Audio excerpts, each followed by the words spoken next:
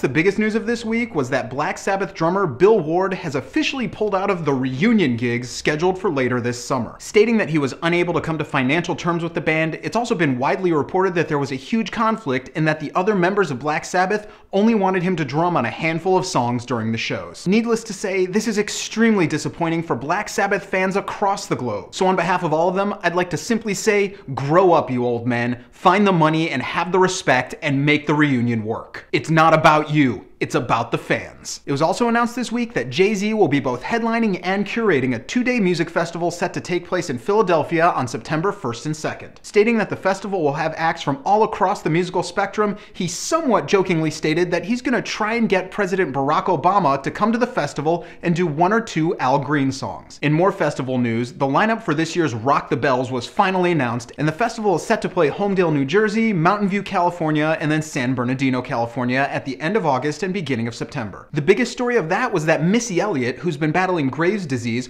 will make her stage return at that festival. Along with her, artists like Nas, Kid Cudi, and Lupe Fiasco are set to perform, as well as Salt and Peppa reuniting for the show, and Method Man and Redman performing their amazing Blackout record in its entirety. In a rather strange exchange of words earlier this week, former Velvet Revolver frontman Scott Weiland stated that he's settled his past issues with the band and that he's back in the band. Within only a few hours, Guitar God Slash responded saying that it was basically news to him and that he and the band had no intention of going backward or doing anything at this point with Weiland. However, Slash did not go as far as saying who exactly is going to be handling lead vocals on the next Velvet Revolver album. Also this week, in what's likely little more than a posture to get more money, the annoyingly protective and absolutely disconnected heads of Experience LLC stated that as of yet, no original Jimi Hendrix recordings or compositions have been cleared for the upcoming biopic of the artist. Over the past few decades, when they weren't embattled in a number of different lawsuits with one another, the Hendrix estate has made a regular practice of keeping what is thought to be a very large amount of unreleased material from the people who want it most.